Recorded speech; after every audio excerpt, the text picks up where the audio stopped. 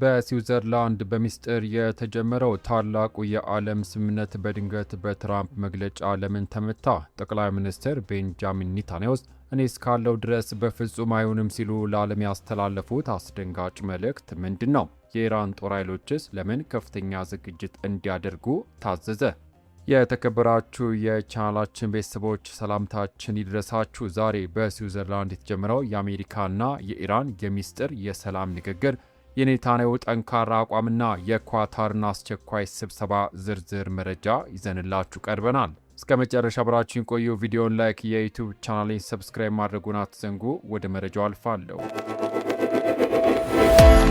በቅድሚያም የአሜሪካና የኢራን የሰላም ንግግር በትራምፕ ሳቢያ መገታት። የመጀመሪያው ሰበር መረጃችን የሚያጠነጥነው በስዊዘርላንድ ተጀምሮ በነበረው የአሜሪካና የኢራን ድርድር ላይ ነው።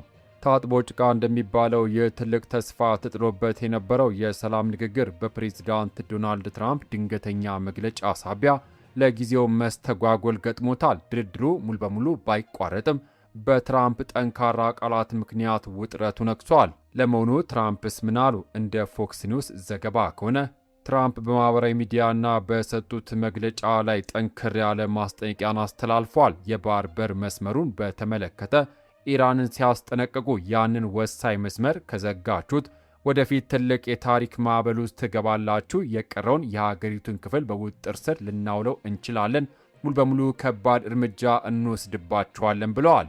በተጨማሪም በትሩዝ ሶሻል ገጻቸው ላይ ኢራን በሊባኖስ ያሉትን በከፍተኛ ሁኔታ የምትደግፋቸውን ታጣቂዎችን ወይም ደግሞ ሂዝቦላን ከእንቅስቃሴያቸው በአስቸኳይ እንድታስቆም ጠይቋል።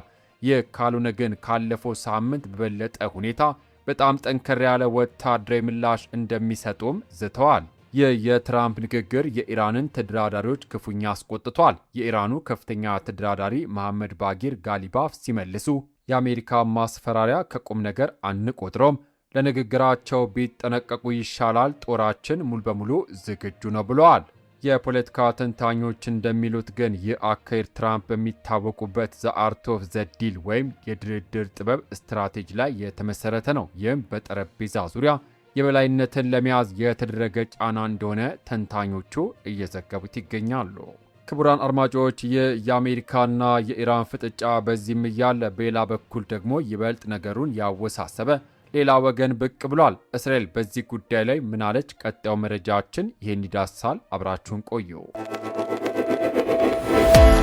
የኔታንያሁ ጠንካራ አቋምና የእስራኤል ቁርጠኝነት። የእስራኤሉ ጠቅላይ ሚኒስትር ቤንጃሚን ኔታንያሁ በስዊዘርላንድ የሚካሄደው የአሜሪካና የኢራን ውይይት የእስራኤልን ደህንነት ፖሊሲ በምንም መልኩ እንደማይለውጠው በግልጽ አስታውቀዋል። ኔታንያሁ እስራኤል ወታደራዊ እርምጃ የመውሰድ ነፃነቷን አሳልፋ እንደማትሰጥና ኢራን የኒውክሌር ጦር መሳሪያ እንድታገኝ በፍጹም እንደማይፈቅዱ ተናግረዋል። ኔታንያሁ ይህን ያሉት የኢንቴቤን ታጋቾችን ለማዳን በተደረገው ዘመቻ የተሰዋውን የወንድማቸውን የዮኒ ኔታንያሁ 50ኛ ዓመት መታሰቢያ ላይ ባደረጉት ንግግር ነው። እኔ ጠቅላይ ሚኒስትር እስከሆንኩኝ ድረስ ቴህራን የኒውክሌር ባለቤት አትሆንም ሲሉ በቁርጠኝነት ገልጸዋል። ባለፈው ዓመት እስራኤል የወሰደቻቸው እርምጃዎች ባይኖሩ ኖሮ ቴህራን አሁን ላይ የኒውክሌር ባለቤት ትሆን ነበር ሲሉም ተከራክረዋል። በተጨማሪም የሰሜን እስራኤል ማህበረሰብ ከጥቃት ለመጠበቅም ሲባል እስራኤል በደቡባዊ ሊባኖስ በሚገኘው የደህንነት ቀጠና ውስጥ አስፈላጊውን ያህል ጊዜ እንደምትቆይ ገልጿል። በወታደራዊ ዘመቻ ያገኙትን ስኬት አሳልፈው እንደማይሰጡም አክለዋል። ክቡራን አድማጮች፣ የኔታንያሁ ንግግርና በትራምፕ ማስጠንቀቂያ ዙሪያ አሁን ላይ ከተለያዩ የዓለም አቅጣጫዎች የሚጋጩ ሪፖርቶች እየወጡ ነው። የተባበሩት መንግስታትስ በዚህ ጉዳይ ላይ ምን እያለ ነው? የኳታርስ ሚና ምንድነው? ቀጣዩ መረጃችን ይህንን ያስቃኘናል። አብራችሁን ቆዩ። የሚጋጩ ዘገባዎችና የዓለም አቀፍ ተቋማት ስብሰባ። በአሁኑ ሰዓት የአሜሪካና የኢራን ውይይት በተመለከተ እርስ በርስ የሚጋጩ ዘገባዎች በስፋት እየወጡ ይገኛሉ።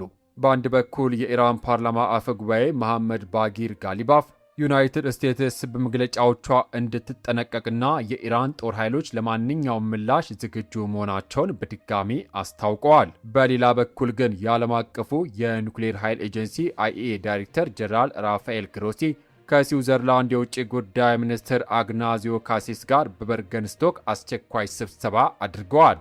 ስብሰባው ስለ ኢራን የወደፊት የኒውክሌር ጉዞና የተባበሩት መንግስታት የኒውክሌር ጠባቂ ተቋም ሊጫወት ስለሚገባው ሚና የሚያጠነጥን ነው። ነገሩ ውሻ በቀደደው ጅብ ይገባል እንዳይሆን ይፋዊ የሰላም ጥረቶች እየተደረጉ ነው። የኳታር መንግስት እሁድ ዕለት እንዳስታወቀው የሉሰርኔ ሐይቅ ጉባኤና የከፍተኛ ደረጃ ኮሚቴ የመጀመሪያ ስብሰባ ተጀምረዋል።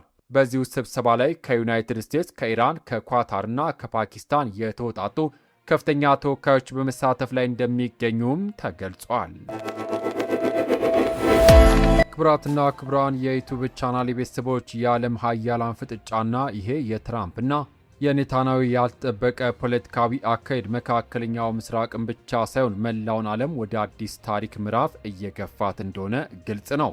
ለመሆኑ እናንተ በትራምፕ ጠንካራ ማስጠንቀቂያና በኔታንያሁ ቁርጠኝነት ላይ ምን ታስባላችሁ? ድርድሩ ሙሉ በሙሉ ይቋረጣል ወይስ ኳታርና የተባበሩት መንግስታት መፍትሄ ያገኙለት ይሆን? የእናንተን አስተያየት በኮሜንት መስጫው ላይ አጋሩን። ይህን ቪዲዮ ከወደዳችሁት ላይክ በማድረግና ሌሎችም እንዲደርስ ሼር ማድረጋችሁን እንዳትረሱ። ለቻናላችን አዲስ የሆናችሁ ደግሞ በየሰዓቱ የሚወጡ አዳዲስና ትኩስ ሰበር መረጃዎች በፍጥነት እንዲደርሷችሁ ሰብስክራይብ ማድረግ የደውል ምልክቷን ይጫኑ። በቀጣይ ከሰዓታት በኋላ ከዚሁ ጉዳይ ጋር ተያይዞ የሚወጡ አዳዲስ ሰበር መረጃዎችና ሚስጥራዊ ዘገባዎችን ይዘንላችሁ የምንመለስ ይሆናል። እስከዚያው ድረስ በያላችሁበት ሰላም፣ ፍቅርና ጤና ለሀገራችንም ለዓለማችንም ይሁን። በሌላ በአዳዲስ መረጃ እስከምንገናኝ ቸር እንቆይ።